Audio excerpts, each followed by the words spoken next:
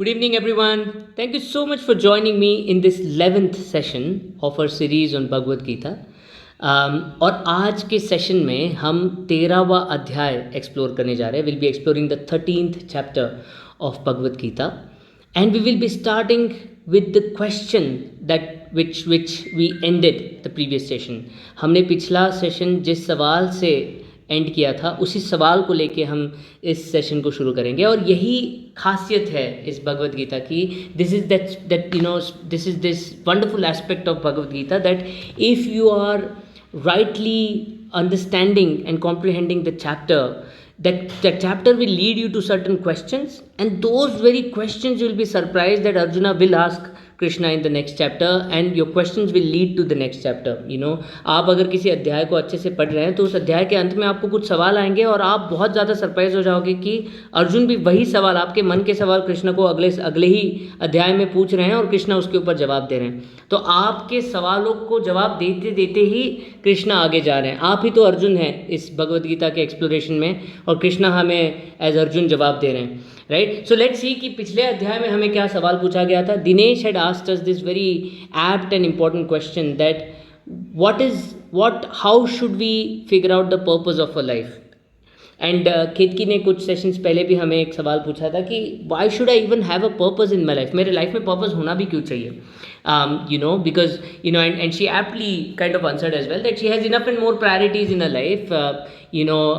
She has her kid to take care of, husband and family to take care of, her career to be focused on, house to be kept in order, and so many other priorities. तो इसी में life जब आगे जा रही है और अच्छे से जा रही है, सुख दुख है, ऊपर नीचे है, बट लाइफ ठीक से आगे जा रही है, तो why should she even bother about thinking about the meaning of life, purpose of life, having that larger perspective towards the universe, the expanse, diversity, complexity, swadharma, and so many things that we have studied so far in our sessions, right? तो ये सब करे भी क्यों कि जब life ही इतना busy रख रही है हमको, तो ये सब करे भी क्यों. And which is a very apt and right question to ask. And by the way, Arjun is also asking that very question in a different way, but very specifically, he is asking that question to Krishna as well. So let's see what that question is. But before that, let's go back to the question that Dinesh had asked. How do we come to the purpose of our life? So उसके पहले लेकिन मैं आपको एक सवाल पूछता हूँ कि अगर आपके लाइफ में कोई पर्पस है भी, even if you have a purpose, how will you articulate that purpose, how will you convey that this is the purpose of your life.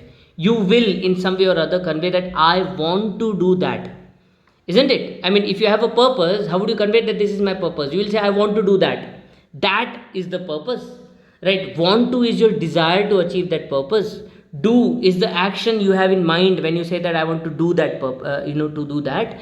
And then I is the swadharma. I is based on that swadharma, right? So if you want to have a purpose in your life, आपके life में अगर आपको कोई purpose होना भी चाहिए तो सबसे पहले तो आपको आई की क्लैरिटी होनी चाहिए. Because the whole statement that articulates your purpose is I want to do that. तो अगर आई की ही क्लैरिटी नहीं है, if you are still not have a clarity on that I, then आप I want to do that अच्छे से कैसे कर पाओगे, राइट. सो सबसे पहले तो आपको स्वधर्म एनालिसिस आपका करना पड़ेगा, जो हमने इसके पहले के सेशंस में कवर किया. We have covered how to do that swadharma analysis and know about yourself fully to be able to then say that I truly want to do that, right. So एक तो इसमें सबसे important चीज़ होगी purpose को identify करने के लिए आई को पहचानना बहुत ज़रूरी है. Once you have that, there's another aspect to the purpose कि the moment you have a purpose clearly identified, the action will be taken care of on its own. And that's the fact of purpose, that's the very definition of purpose कि purpose तब purpose बनता है जब उसके बारे में आपको एक हंगर हो, एक क्रेविंग हो, एक इंटेंसिटी हो, एक पैशन हो कि कुछ भी हो जाए ये पर्पस हासिल करना है, ये पर्पस को अचीव करना है. When you have that much intensity then that purpose is valid, right. Because otherwise that purpose is not truly purpose, right. It's just a thought. Your thought will be really a purpose when you have that passion, intensity, craving and hunger to achieve it, right. And the moment you have the hunger, craving, and that hunger, intensity, craving is all articulated in those small two words, want to. I want to. That want to जितने emphasis से आएगा, जितने bold underline italic से आएगा, जितनी intensity के साथ आएगा, उतना ही आपका पर्पस क्लियर होगा. और जितना क्लियर आपका पर्पस होगा, जितनी भूख उस पर्पस को लेके आपकी क्लियर होगी, that very moment the action will be automated response. You will act on your purpose. If you have that hunger for your purpose, the action will come, right? See, if you are extremely, your intention is extremely high to get into a particular job. Let's say, for example, you want to get into Google, and you have that extreme passion to get into Google, come what may, whatever it takes, but you want to get into Google, and you are extremely passionate about it. You have that intensity, you have that craving, that hunger to get into Google, right? What will you do? You will of course study, okay, what it takes to get into Google, what kind of jobs they're looking for, what kind of capabilities they look for, what kind of skills they look for, what kind of expertise they look for. You will build that expertise, you will build that skill, you will upskill yourself, you will certify yourself, you build that credibility in the market for yourself, you will get those right recommendations, you will build the right network, apply for the right jobs, follow up with the right people, build the right resume, focus on the right things, and push forward and get in, right? All these actions of getting the certifications, doing the upskilling, building the right capabilities, building the right network, applying for the right jobs, ये सारे जो actions हैं, do है, ये सारा अपने आप आएगा जब आपका पर्पस क्लियर रहेगा, right? So this is kind of the basic understanding of purpose. I want to do that. If that is the way you articulate your purpose, the purpose will lead to actions. So actions के बारे में सोचने की ज़रूरत नहीं है, but purpose will be clear and the actions will come only when want to is extremely intense. That intensity, craving, hunger, passion for that purpose is there. वो सब तभी बराबर रहेगा when the eye is clear. आपको अपने आप के बारे में बहुत क्लैरिटी है, right? If you are not clear about your own self, your own strengths, your weaknesses, what you like to do, what you don't like to do, and all that, then that purpose will not be aligned to your Swadharma.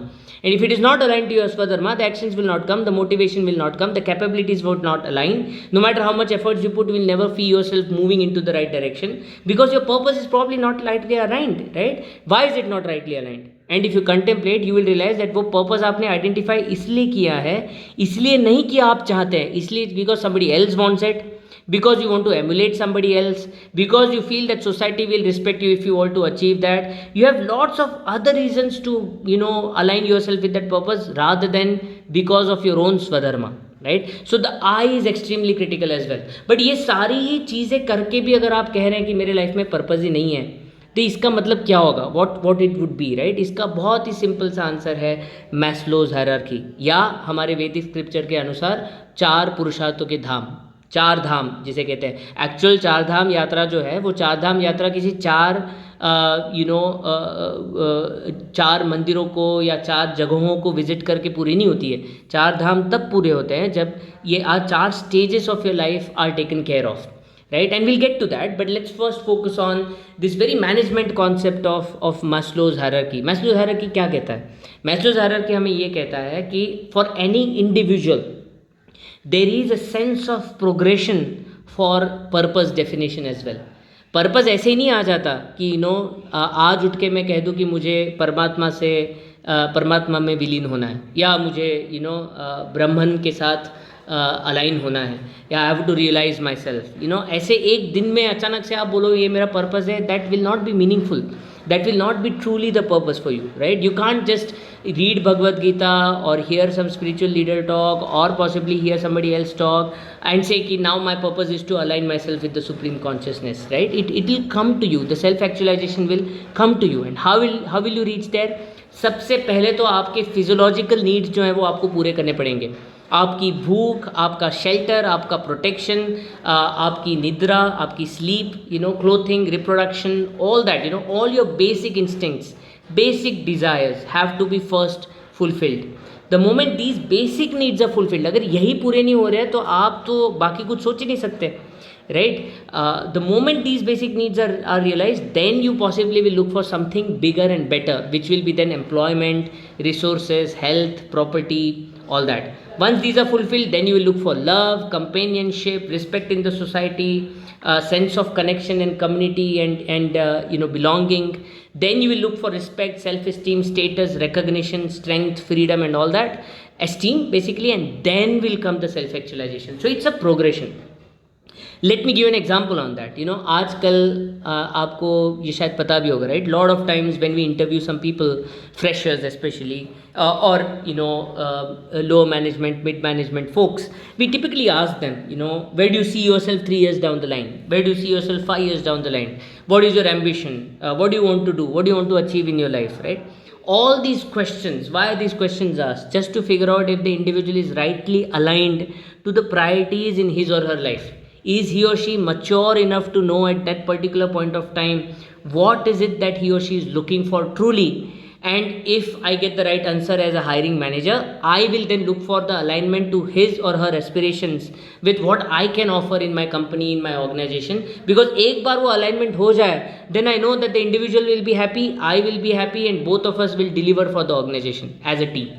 Right? तो अब ये जब सवाल पूछते हैं आपको भी, if you have been a hiring manager yourself, और you have been on the other side, if you have been interviewed for such questions, you would know, right, lot of times. And if I were to look for myself as a fresher, when somebody asks these questions, what does somebody say? I want to be the CEO of a company, right? Or I want to be the team leader, I want to be the leader. Arey, but which leader? You want to be the sales leader, marketing leader, business leader, HR leader, supply chain leader, operations leader, delivery leader? कौन सा leader भैया? There are so many leaders in an organization, right? और आप directly CEO बनना चाह रहे हैं and you have not even started your journey as of now. Is that desire to be the CEO? It's cute, it's innocent, it's it's a good wish to have, but it can't be termed as a purpose, right? Because it's not founded in your own capabilities, exposure, experience, expertise as yet. मैं ये नहीं कहता कि वो CEO कभी बनेगा नहीं, but at this stage of the career that is not the right purpose to have, that is not the right priority to have, right? So आपका सबसे पहला प्रायोरिटी, आप सोचो, अगर depending on which kind of family, which kind of context and circumstances you are born into, but अगर आप किसी average middle class, lower middle class, poor class family की बात करें, तो सबसे पहली इंपॉर्टेंट चीज़ होती है कि जॉब तो मिले, सैलरी तो मिले, मेरा ईएमआई तो निकले, मेरा एजुकेशन लोन पे जो खर्चा हुआ है, मेरी एजुकेशन पे जो खर्चा हुआ है, जो लोन लिया है, वो खर्चा निकालने के लिए मेरा ईएमआई तो निकले, उतना तो सैलरी मुझे मिले, फिर मैं बात करूँगा, मैं टीम लीड बनूंगा, सीईओ बनूंगा, प्रमोशन लूँगा, क्या करूँगा, वो तो बात की बात है. Let me first get a job, let me get my income, so that I will have a roof on my head, I will have food to eat, I will have enough and more protection for my family. These are my basic needs. जैसे केतकी ने भी पहले पूछा था, right? I have enough and more in my priority in my plate, right? Enough and more to do, right? And why should I even think and contemplate on something higher? Of course one should not, because at that point of time you are at a stage where you're still fulfilling your obligations towards certain basic desires and needs. तो उसके बाद ही तो आप शायद कुछ progression करोगे. Imagine now 2 years, 3 years down the line, you have a steady set of income, you have decent income की EMIs, expenses कटने के बाद भी काफ़ी सारी चीज़ें सेव हो रही है, इन्वेस्टमेंट हो रहा है. Now you will start looking for a better job. Why? Because now you will need a secure job, you will need the right title, right designation. Now you will think कि मैं मेरे career के terms में मैंने क्या करना चाहिए.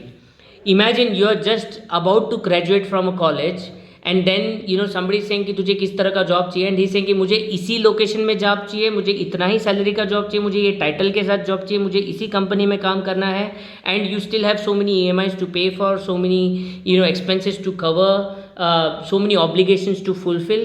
Would you be able to say no to a job that comes your way? Mostly not. If you are sane enough, of course not, right? You will take any job that gets you going. The moment you have a job, the moment you have income, then you will start exploring better jobs and new jobs, right? So that's that initial foundational level to first cover, so that then you can think of the next. Then what will happen? Then you will have duties to fulfill, duties towards your family, duties to your child. जैसे we did discuss earlier, duty towards a child, towards husband and family, towards career and what not. Once that's done, you will look for love, companionship, community, right? You would want a sense of communication, sense of belonging.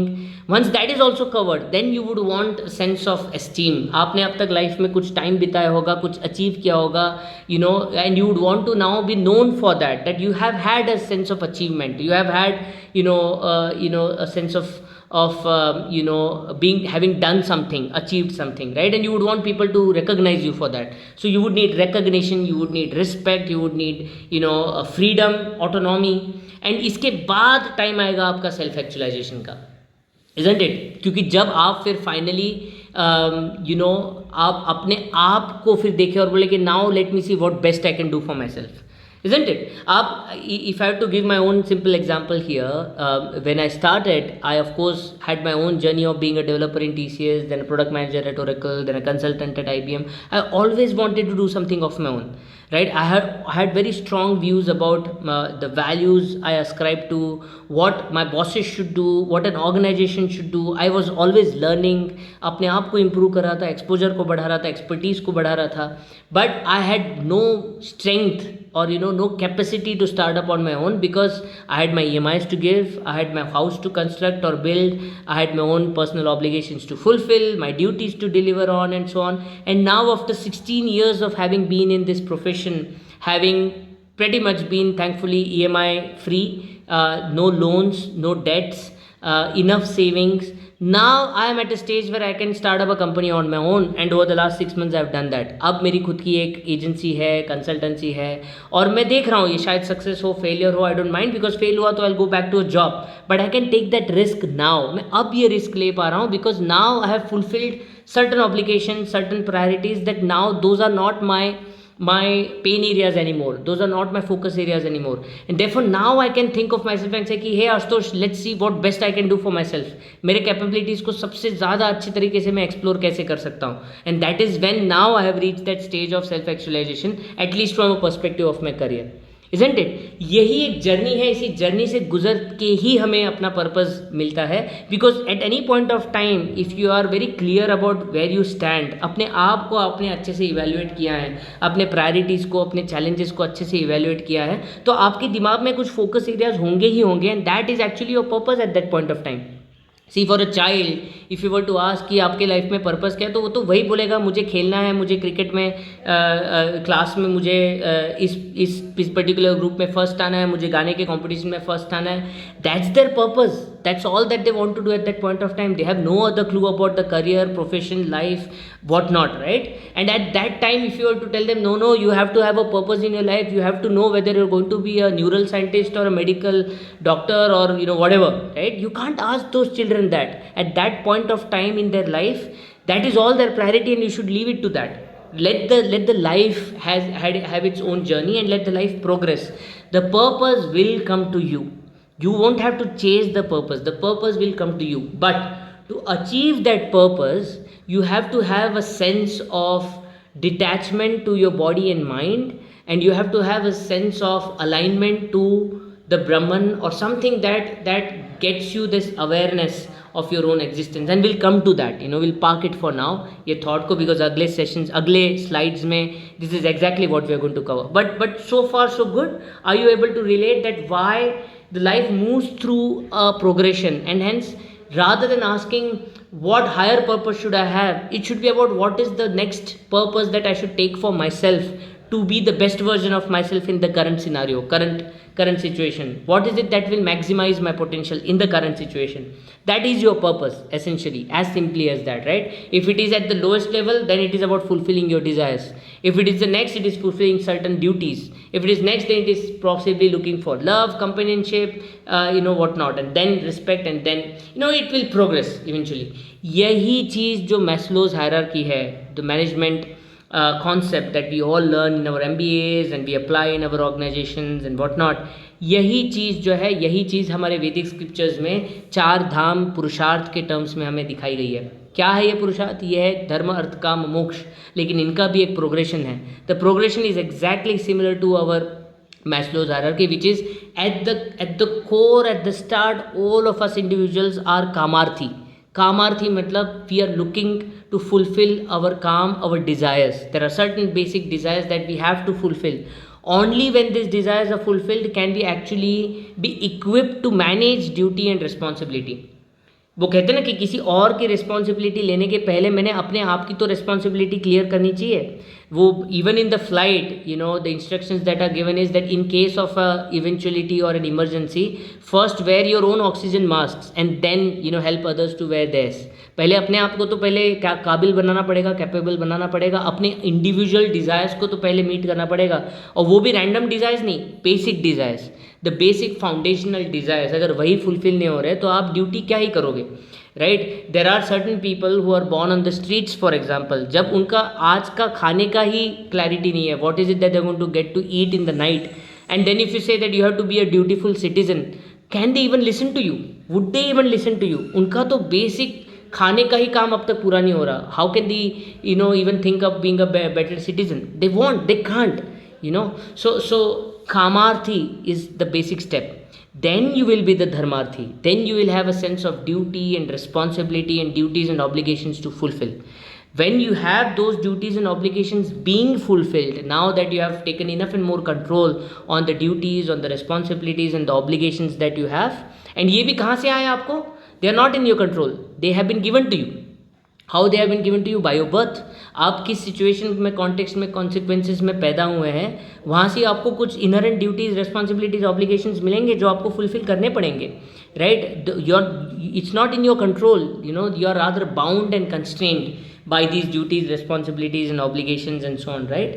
But now while you are taking in charge of that and you are in control, more or less you feel ki nahi, I am more or less in control on this, now I am covered and I'll be able to manage this efficiently. Slowly, automatically your mind will start telling you that artharthi bano. What is the meaning of my life? What am I here for? What should I achieve? What should I do? What should be the higher purpose? What should I do for myself? How can I maximize myself? ये सारे thoughts अपने आप आएंगे. Because you have already covered your basic desires, you have already covered your duties and obligations. Now you can think of yourself and maximization of yourself. Now you will have a thought about meaning of life. And the moment you have that artharthi, आप जब बनोगे, when you will start searching for the meaning of life, that is the time when you will have the higher purpose aligned. And once you have the purpose aligned, the actions will automatically come. And once the actions will come, you will reach moksha or peace. You will get the peace in your life, right? यही एक 4 धाम यात्रा है कि आपको पहले कामार्थी बनना है, फिर धर्मार्थी बनना है, फिर अर्थार्थी बनना है, फिर मोक्षार्थी बनना है, और यही तो 4 धाम है. This is the 4 धाम यात्रा that is actually there in our scriptures. It's not about traveling to 4 places and still be indulged in certain low desires that you have, right? It is about progressing, graduating, moving forward in the journey towards self-actualization, towards self-realization, towards spiritual maturity. But it does come to you. But ये तब तक नहीं होता जब तक अपने अंदर, आपके अंदर एक ट्रिगर नहीं है, वो आई वॉन्ट टू, अब मुझ में कुछ तो कमी है, I want to do more, I want to achieve more, एक थर्स्ट, एक यर्निंग फॉर समथिंग मोर, वो जब तक अंदर नहीं है तब तक ये प्रोग्रेशन नहीं होगा. You will be stuck in the lower level, you will be happy with the lower levels, you will not necessarily progress. Progression is natural, the obstruction to the progression is actually artificial. But वो artificiality आपके अंदर अपने आप आएगी. Why? Let's figure that why is it that when the nature helps you progress automatically, आप कामार्थी हो तो अपने आप धर्मार्थी बनते हो, आप धर्मार्थी हो तो अपने आप अर्थार्थी बनते हो, आप अर्थार्थी हो तो अपने आप आपको मोक्ष मिलता है, बिकॉज आपको एक पर्पस मिलता है. उस पर्पस के लिए आप फिर सारी चीज़ें छोड़ छाड़ के इसके पीछे पड़ते हैं और आप मोक्ष की प्राप्ति कर लेते हो. ये बहुत नेचुरल है. अगर आपने आपके बॉडी को नेचर से अलाइन किया, अपने माइंड को नेचर से अलाइन किया, if you align your body, mind and spirit to this progression will take you forward. If not today, tomorrow it will happen. But then it artificially, you somehow stop yourself from doing that. So what are these constraints that artificially kind of block you from progressing as per this journey? Let's explore that. What are these obstructions? Number 1 answer is evolution. That is the first answer to why this can't be done or this is not happening, right? See, the simplest of thing is, जब हम evolve हुए, rather than just being the animal that we are, we became human beings. And human beings have this special quality, this special capability that they survive not by necessarily aligning themselves to the food web or food chain. What am I trying to imply here? Let's first figure out what this food web or food chain is, right? Let's look at the natural ecosystem as is. Natural ecosystem क्या है? At the bottom, and when I say bottom and at the top, I'm not talking about a sense of hierarchy in terms of who is better and who is not, right? This is just a structure. When I say bottom, I mean that at the start, at the stage 1, at the step 1, maybe this is what, rather than saying bottom, I'll say stage 1. At stage 1, light, sunlight and earth के जो elements हैं, minerals and all that, उसको लेके flora and fauna जो है वो अपनी life sustain करती हैं. There is flora, fauna, plant life, all that sustains itself from sunlight and from picking the minerals from the earth. capturing water, capturing minerals, and capturing sunlight. They grow and sustain themselves, right? Now what happens? There are the primary consumers. So these are producers. Why are they called producers? Because ये element से, अर्थ के element से, पानी से, sunlight से energy बना के, produce करके, they kind of sustain their life, right? Now what happens? That energy is consumed once those flora and fauna are eaten by the primary consumers. The herbivores, there are those insects and animals who eat these plants, and once these plants are eaten, their energy is transmitted, right? Plants ki energy via food is now within the primary consumers. Now there are secondary consumers. These are the carnivores who eat these herbivores. The secondary consumers get that energy now.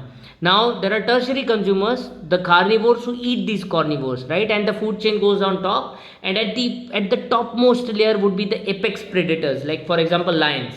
कि Lions का कोई natural predator नहीं है, lion को खाने वाला कोई और नहीं है. There is nobody who is going to eat lion naturally. So there is no natural predator for the lion.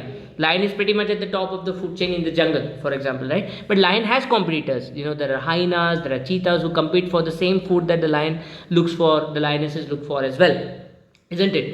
Now, अब इस पूरे food web में what happens when any of those consumers, primary, secondary, tertiary, or the producers die?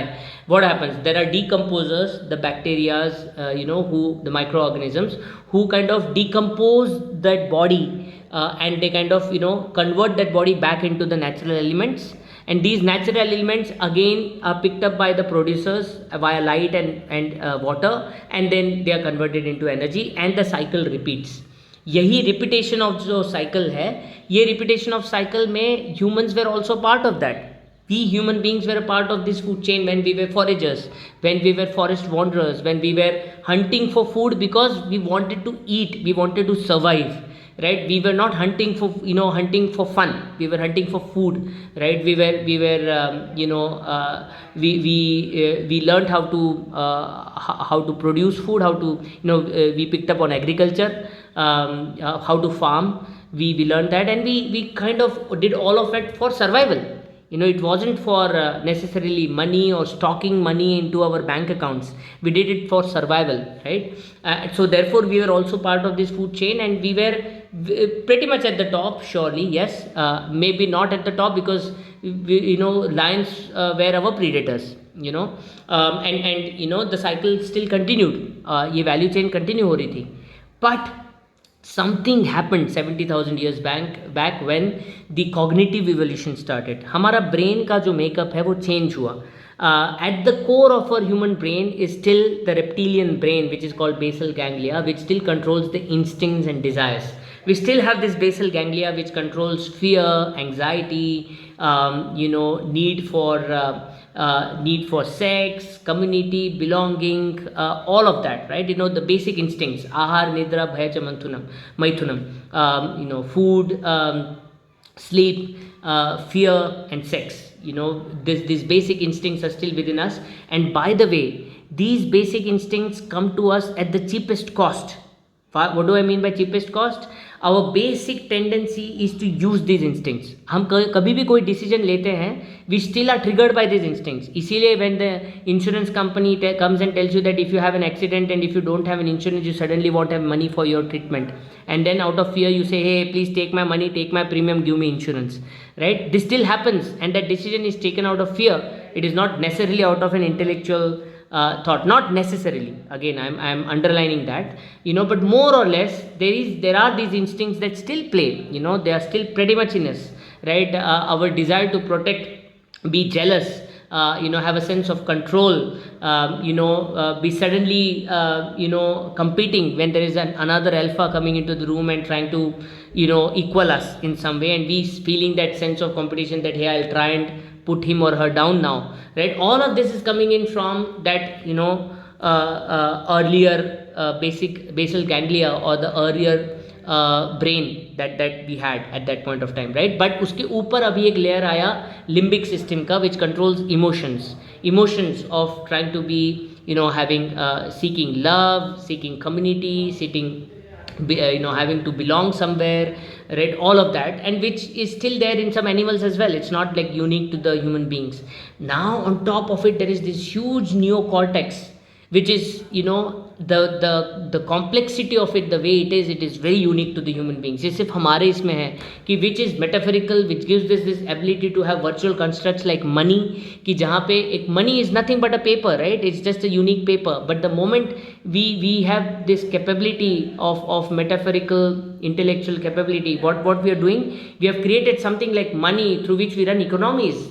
Multiple countries and nations and global network of business runs out of this virtual construct of money. Now we produce for money. We don't necessarily produce because we are hungry. We don't farm because we are hungry. We don't hunt because we are hungry. We possibly hunt because of money, isn't it? This virtual construct has come in, this intellectual capability has come in, and because of this intellectual capability, now we don't need to be a part of this value chain. हमको जो value चाहिए, वो value के लिए हमको इस food chain में हिस्सेदार होने की ज़रूरत नहीं है. Now money can buy food, right? We don't have to hunt for food. If you have money, we can buy food, and we can gain money not necessarily by hunting. We can do it by singing, by playing instruments, by performing for someone, by painting, by what not, right? So this is a unique ability that we have had कि जहाँ पे अब now we can create value for our own community, and we can get value out of this own community. Our value doesn't come in from our own body, but by our intellectual pursuit, right? And that is why we are now disconnected from this human chain. Because of this progression, because of this additional ability, we have lot of advantages for sure, definitely. But at the same time, because of this very ability, we are now disconnected from a lot of natural processes, and also because of that, we have lost this ability to progress on this चार धाम very naturally. सो कामार्थी, धर्मार्थी, अर्थार्थी और मोक्षार्थी होना जो है, ये बहुत naturally होना जो था, जो tendency to progress naturally is gone, right? Because now we have built in artificialities out of our own intellectual capabilities to be stuck in these basic and ground level karmarthi and dharmarthi layers. Now we only perform at the level of desire and duty. And artharthi hona, the meaning of life doesn't come to us because we're stuck in the first two layers itself, right? So how do we break ourselves from these layers? How do we get ourselves out from these artificial constraints? I am deliberately calling them artificial constraints because if we were to leave ourselves to nature, if we were to live a very natural life, we will automatically progressively evolve from being kamarthi to dharmarthi to artharthi to moksharthi. We will progressively and naturally evolve. But because we have this intellect and emotion conflict, we have this left brain right brain conflict, because we have this ability, now we have this artificial constraint that we don't progressively evolve on that ladder. If we have to now evolve, what is it that we should do? What is it that Krishna is telling? By the way, given this, what is it that Arjun is asking of Krishna? Arjun is asking, hey Krishna, I understood whatever you have told me or explained to me so far, but can you please tell me that what is this nature and what is this spirit? What is this field and what is that thing which knows this field?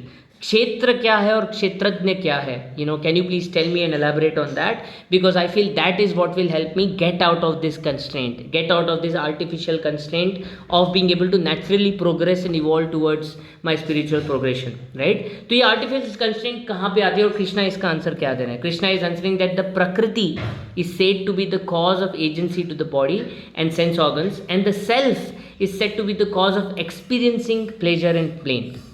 Right? It's a slightly complicated translation, but the simplest of answer is that Krishna is asking Arjun to contemplate on what is consciousness. Consciousness क्या है? इसके ऊपर contemplate करना बहुत ज़रूरी है. इसी में बहुत सारे answers छुपे हैं. So let's explore that. By the way, consciousness क्या है? It's the toughest question in front of science, modern science today, because modern science is incrementally becoming aware of this hard problem of consciousness. That what is consciousness is very difficult for science to answer today. I'm sure that science will have answers, if not today, tomorrow, but it's a difficult question, and there are two aspects to consciousness: soft problem of consciousness and hard problem of consciousness. Let's explore. Soft problem of consciousness is basically that how does the brain work? How does a individual, a human being, become aware of its own body, become aware of the sensory inputs that it gets? How does the human brain and human body in conjunction responds to a stimuli, right? That how to ये सारों का answer निकालना, figuring out answers to this question is a soft problem of consciousness. Why is it called soft problem of consciousness? Because it is limiting itself to the functional definition of consciousness. Basically it is exploring and dissecting and analyzing the impact of consciousness. Consciousness की वजह से जो sensory inputs का awareness हमारी body में, हमारी brain में हमें मिलता है और उसकी वजह से हम किस तरह से एक्ट करते हैं, वो इम्पैक्ट को मेजर करना, इम्पैक्ट को स्टडी करना, इम्पैक्ट को डाइसेक्ट करके उसको पहचानना, is the soft problem of consciousness, which is doable. How is it doable? Because essentially it's a study of human brain, nervous system. There are neuroscientists who are at work on this. There are psychologists who are at work on this, right? It's a study of a human brain and nervous system ultimately, and of course the human physiology in general. And how it can be done again by dissection. आप क्या करते हो? आप किसी brain के किसी छोटे से हिस्से को अगर आप खराब कर दो, with electrical charges or what not, right? And then you study the impact of it on the human body. Okay, with some part of the brain being damaged, suddenly the memory is lost. With some part of the brain being damaged, your eyes are awesome, your eyes are great, but you suddenly stop seeing, the sense of vision is gone. So okay, which part of the brain controls vision, which part of the brain controls audio inputs, which part of the brain controls the taste inputs, which part of the brain controls the touch and sensory inputs, right? ये brain के छोटे छोटे parts को study करके figure out करना, which part of the brain controls and does what, which sensory inputs are processed in which area of the brain, and then which areas of the brain give control and action inputs to which part of the human body. These studies and this analysis is a functional consciousness analysis. It's an analysis of how consciousness functions. Okay, but the hard problem of consciousness is to define and figure out what is consciousness. And why is it a hard problem? Because consciousness ultimately is what makes you aware. How can you study what makes you aware? You can study the impact of awareness, isn't it? There is something in my human body, in my brain, that makes me aware of my hand, of my presence, of my breath, of my mind, of my thought, of my ideas. Okay, but since there is something that makes me aware of this, how do I figure out what is it that makes me aware of this? Because I basically become aware through that thing itself, right? How can I figure that thing in itself? How can I be aware of what makes me aware? It's a complicated word trickery, but that is what it is. Because language, there's a beautiful quote by someone, somehow I can't name it, but there's this beautiful quote which says that language is the instrument by which you cut reality, isn't it? So language is very complicated, but essentially आप इस problem को अगर ठीक से समझना चाहे तो there is something XYZ, there is some X thing in us that makes us aware of who we are, of our body, of our senses, of our inputs, of our brain thoughts, everything, right? Of the things of the physical world around us.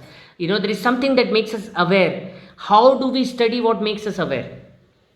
Because we are ourselves making aware of things around us through that thing itself, and that thing is therefore consciousness. In our Vedic scriptures, the definition of consciousness is that thing, which makes you aware of everything else, right? There is this definition by negation. Whatever you are aware of is not consciousness. So because sometimes you can only define by negation, definition by exclusion जिसे कहते हैं कि आप क्या है शायद नहीं बता पाओगे, बट क्या नहीं है बता सकते हो, राइट? सो कॉन्शियसनेस क्या है बताना बहुत मुश्किल है, बट कॉन्शियसनेस क्या नहीं है ये बताना बहुत आसान है. तो कॉन्शियसनेस क्या नहीं है, आप जिस किसी भी चीज़ से के साथ अवेयर हो, जिस किसी की चीज़ को लेके अवेयर हो, वो चीज़ कॉन्शियसनेस नहीं है. बिकॉज वो चीज़ को अवेयर कराने वाली चीज़ है तो कॉन्शियसनेस है, isn't it? So now why this complicated exposition on consciousness, and why it is so important for us to know? See, Krishna is telling Prakriti is said to be the cause of agency to the body and sense organs, and the self is said to be the cause of experience, which means it's consciousness that makes you aware of all that's happening around you. It's the consciousness that makes you aware of the physical world around you. It's the consciousness that can make you aware of your gunas, your qualities, your swadharma. It's the consciousness that can help you define your own purpose. It's the consciousness that can help you, make you aware whether you now need to progress or not, right? And if you are disconnected from that consciousness, if you're not a conscious human being, if you're in an autopilot mode, कि जो जैसे जैसे desire आ रहे हैं वैसे वैसे fulfil करते जा रहे हैं, जैसे जैसे ड्यूटीज़ आ रही है उनको आप ऑब्लिगेशन के थ्रू फुलफिल करते जा रहे हैं, then you are stuck in a mold, and that is when the artificial constraint comes in, and that is when your natural progression on the path of kamarthi, dharmarthi, artharthi and then moksharthi is seized, and suddenly it stops, right? So figuring out what this consciousness is extremely critical, and without which you can't move forward. So let's explore that. Let's explore how Krishna is answering, what this consciousness is and how it plays its own part in our human life, right? So let's see what Krishna is saying. Krishna is saying, indeed the self seated in Prakriti experiences the gunas born of Prakriti. Its attachment to these gunas is the cause of birth in good and evil wombs. So what is it that Krishna means by this? Krishna, let me give you an example of the balloons here. We have used this example earlier as well. We have used the example of electrical equipments and electricity as well. But let's for now take the example of balloons, right? Hamara existence as per the Vedic scriptures is 3 layered. Okay, the first layer is the physical body, the anatomy, the human anatomy, the body that lets us walk, talk, breathe, pick up things with our hands, our mind and brain that gives us our emotional and intellectual capabilities, all of that, the nervous system that helps us, and the brain that helps us pick up the sensory inputs, process those and then act on those.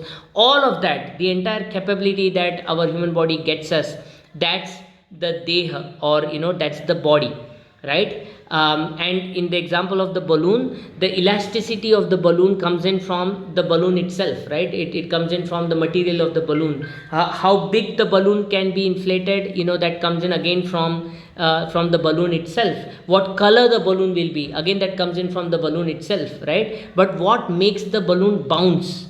That's the air. Now, does air have the shape, any shape?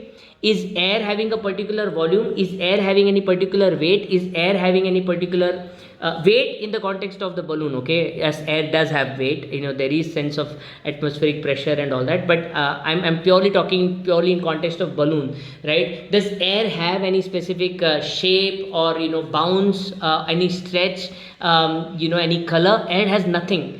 Air is just giving life to the balloon, when it gets into the balloon, and the moment the balloon is pricked, the air is gone, and now the balloon loses its bounce, right? The same way, the human body gets its life from the Atman. And Atman is nothing but the portion of Brahman that enlivens us, that gives us the life while we exist on the on this planet, as the living human being, right? So the Atman is that portion of that Brahman, just like the air that gets in our human body and energizes us, or gives us this life, enlivens us, or gets the balloon the bounce, right?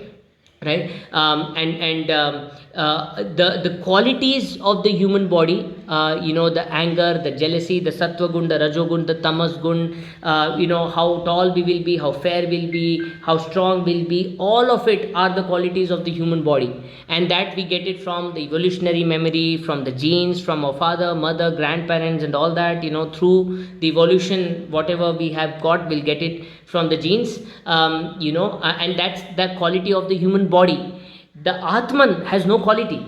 Atman is just giving us life, right? So the Atman, the self in the body, the Atman is just a spectator, approver, supporter, experiencer, the great Lord, and also the supreme self in the body. Why? Because without it, just like the balloon, we are nothing. Without the Atman, there is no life in the human body, right? When the Atman is gone, the body is dead, right? The body can't do anything. It might have a best of lungs, best of heart, best of brain, best of everything, but without Atman, there's no life in the human body, right? The life force is the Atman, and that Atman is nothing but the Brahman, the supreme consciousness, which makes us aware of our own existence, right? And then there is this third thing called Jaiv, the jiva, the second layer, which kind of locks the Atman to the human body, And this jeev has the karmic memory. This jeev has this memory of the tendencies that you carry, the karmas that you have performed, the consequences that you should get, you have already got and you should get. And that's when, if your body kind of dies and the atma leaves the body, or the life force is gone, the jeev leaves the body and tries to find another body that fits in with its tendencies and helps the jeev fulfill its tendencies, right? So but the atman in itself has no qualities. The atman is vast. See, the very definition of Brahman in itself, the loose translation of Brahman is vast. Brahman means vast. Brahman, by very translation, means vast. It doesn't mean any god, it doesn't mean any theistic belief, it just means vast. Right? And vast, it doesn't mean infinite. See, infinite ka definition in modern science is still, not. As expansive as possibly the definition of Brahman, which is to an extent, हमारे इसमें कहा जाता है कि दिशा या देह वस्तु and काल परिच्छेद शून्यम, which is like something that is beyond body, beyond space, beyond time, beyond objects, and that is the Brahman. So it is as vast that it has no time, it has no start, it has no end. It never began some time ago and it never going to end after some time, right? It is timeless, rather. The same way it is spaceless, it does not have any start and end from the space or directions perspective as well. And it is not identified through any particular object. You can't identify it as a particular object, but every object in the universe has it, right? Every object is at the core, triggered by the Brahman. But the Brahman can't be encapsulated in any object, and this is something that we studied in the earlier sessions as well, right? But that Brahman is the portion of that Brahman that gets us that life force, and that enlivens us, is the same thing as the air in the balloon that gives its bounce. The moment the air is gone, the bounce is gone, isn't it? So that's the way to look at the Atman that is in within us. And why it is important to look at that Atman in this way? Because Krishna is saying, he who sees that all acts are done universally by Prakriti alone, and likewise that the self is not the doer, he sees indeed. Right? So the right perspective to carry at any point of time, as per Krishna, as being told to Arjun, is that the qualities of our human body are constrained by the body and not by the Atman. Atman is free of any qualities. The Sattva gun, the Rajogun, the Tamas gun, the desires, the tendencies that you have, all of that is because of your body and the Jeev, right? The Atma is free of all. And the moment now, rather than aligning yourself to the body, rather than aligning yourself to the Jeev, if you align yourself to the Atman, which is free of it all, then you become a Kshetrajna. Then you become somebody who's aware of the field of operation. Then you are somebody who's just aware of your own body, aware of your own tendencies, aware of your own qualities, and then you are able to very neutrally take a call on which qualities to move forward with, which qualities to let go, which qualities to build, which qualities to let down on, and all that, right? That is when you will now start acting consciously. And the moment you start acting consciously, you again go back to the nature and get aligned to the progression of life. And that is when you will evolve from being a Kamarthi to Dharmarthi to Artharthi to Moksharthi. This Supreme Self, just see what Krishna is saying. This Supreme Self, though dwelling in the body, is immutable, O Arjuna, being without beginning. It neither acts nor is tendent as it is without the gunas, isn't it? See, just think of it. Now, electricity that flows through this particular heater, that is being shown here, how much heat can that heater give, how long will it last, which color it is, how much air that it can blow, how easy it is to hold. All of those qualities are the qualities of the heater itself, the body of the heater itself. The electricity is just giving it its charge, right? And the plug point, the socket point, is the jeev that locks the electricity to the electrical equipment, in this case, which is heater. Now once, let's say, if it gets into the water and gets destroyed, the electricity will flow into the next heater that you bring on board as well, and it will just work as equally as better as it did earlier. right? So the electricity has no qualities. The electricity, if it is instead of the heater, now you plug in an air conditioner, the same electricity will make the air cool. And if you put the electricity in a heater, it will probably make the room hot, right? So what makes the room hot and cold is not the electricity, it's the equipment, it's the tool. The same way, the qualities of a human body, the tendencies, the sattva, rajagun, all the qualities are limited to the body. And if you align yourself not with these tendencies, these constraints, if you align yourself to the Atman, if you feel that, hey, I am the Atman who is aware of these conditions of the body, and now you reflect and consciously choose which qualities to further, which qualities to let go, then you will be in control of your own life, and then you will automatically get to know what is the right time to progress towards the better purpose or a higher purpose. And that is when you will move forward, isn't it? Very simple illustration here as well, if I were to give. अगर आपने ये अपने बारे में एक third person perspective भी रखा, ये जीव, आत्मन, देह, ये सबको बाजू में भी रखा, but if you just think of yourself as somebody who's not the body, because this body is something, let's say, you own. You are aware of this body, so you're not the body, and you're aware that you're the mind as well. Let me give an example of a gym instructor. Look at all the athletes, all the people who sweat it out in the gym and possibly have the best of bodies in the world. If you ask them, right, what is the success of you having this beautiful body, they say that because we know that it's all in the mind, it's not the body, right? And that is why they are able to have those 10 extra push-ups, 15 extra push-ups, 15 extra pull-ups, 3 extra dips, 5 extra dips, when their body has given up. When the body says no, I can't take it, अब when the body says कि नहीं, मैं एक pushup भी अभी नहीं मार पाऊंगा, मैं थक गया हूँ, मुझे पेन हो रहा है, मुझे तकलीफ हो रही है, at that time when the mind says no, you still can, and when the individual then does the extra 3-5 push-ups, that is when the muscle starts building up, that is when the body starts building up, right? Not till then, right? So now if a person who wants to have a good body, if he identifies himself with the body, will he have the best body? Never.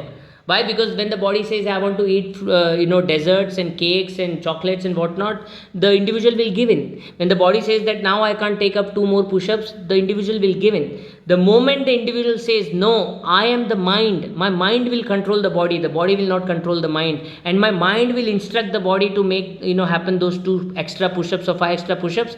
That is when the 5 extra push-ups happen, and that is when the body gets molded into the best of its form, right? So ये gym instructor या gym enthusiast क्या कर रहा है? He is identifying himself with the mind and not the body, and that is why the body is in the mind's control, and that is when the body can be sculpted, isn't it? Now if you want to control your mind, now if you want to control the desires, now if you want to control the tendencies that come, the instincts that come to your mind, now if you want to be conscious of those, aware of those, and control those, and decide when to say what, when to do what, when to give in to what, you will have to identify yourself with something bigger than the mind, isn't it? That is when this perspective helps. That is when you say that, hey, I am the Atman. That is when you talk to yourself and say, Ashutosh, this is what not you should do, you should be doing, and all that, right?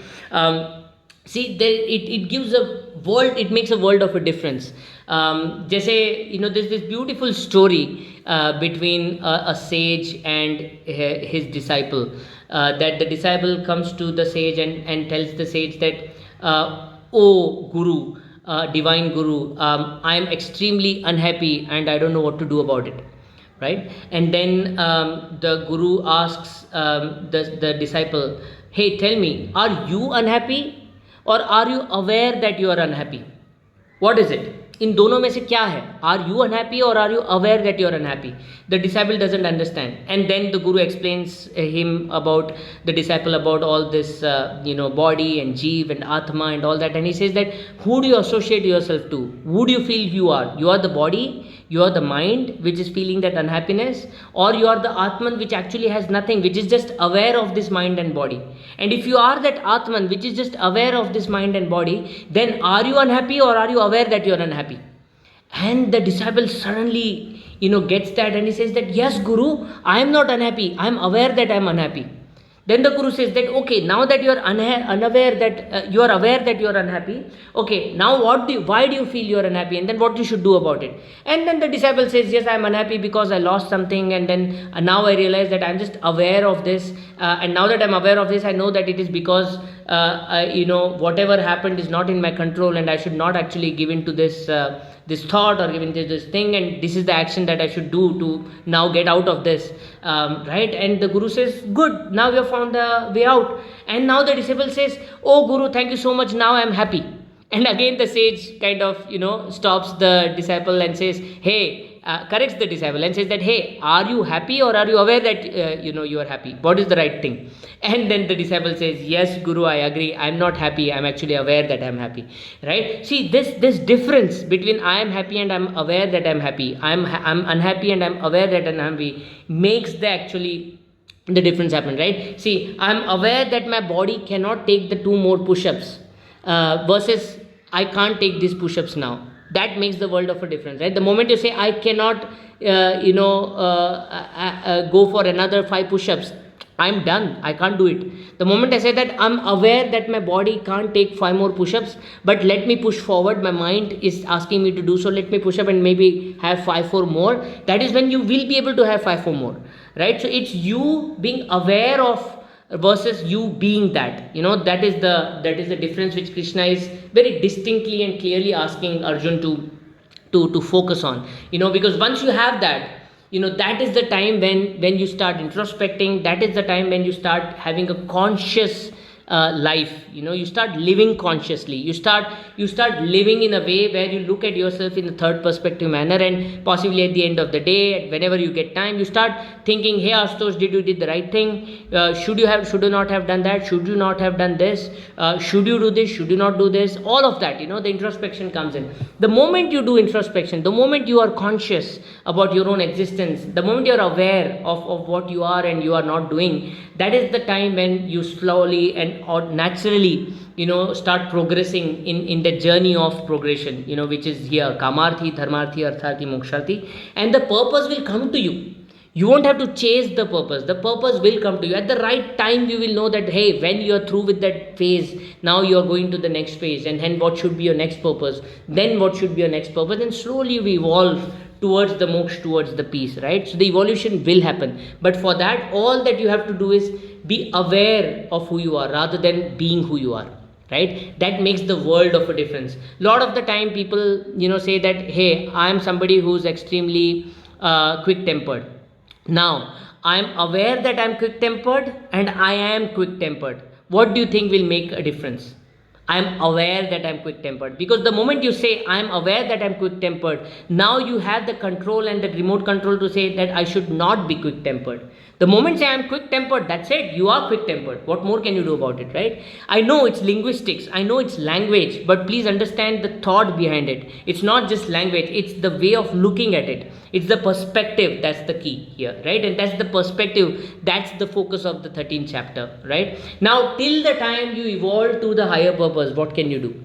That's the next question, right? The next question is, till the time you figure out what should be the purpose of your life, what is it that you should be doing? This is just one single slide. Just read these translations and you are covered on that, right? One, the perspective you already discussed. हमने already एक perspective देखा, that rather than being who you are, being aware of who you are, that perspective of aligning yourself to the Atman and not to the body, not to the Jeev, makes the world of the difference, right? I am quick-witted versus I am aware that I am quick-witted. That makes the world of the difference. So apart from this perspective, what more can be done by the till the time you are going through the journey, going through the progression and figuring out your higher purpose?